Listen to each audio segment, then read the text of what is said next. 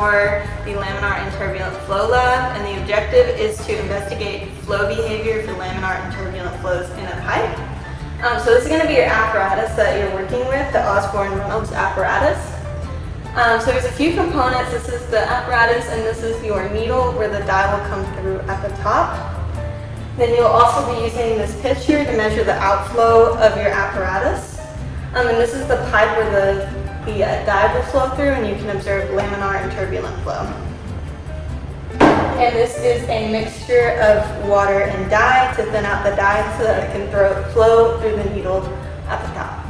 So to start it, you're going to go ahead and make sure that your bench valve is closed to start, and then we can turn on the bench valve here. Now, because your hose is connected, we can go ahead and turn on the flow of the bench valve here.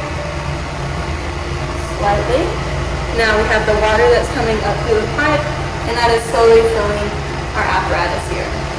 So now that you have a steady flow coming out of your pipe here, you don't want this to be overflowing at all.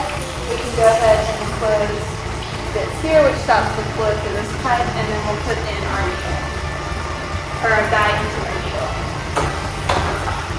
So I'm going to go ahead and open this up just a little bit to let our flow. You can see that we have some flow coming out here. And then we can open the needle with this knob on the top here. So now that we've opened up our needle at the top, we have some flow coming through on the needle and down through this pipe here.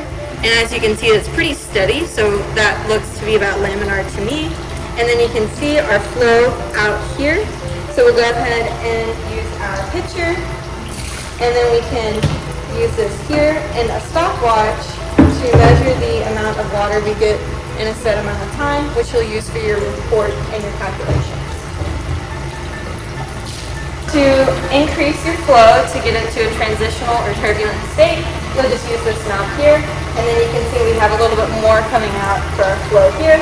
So then you can observe the behavior in the pipe here, and then using your calculations that you'll get from your outflow collection in the pitcher, you can use that in your lab report to determine whether your flow is laminar, transitional, or turbulent, and you want at least one of each in your lab report.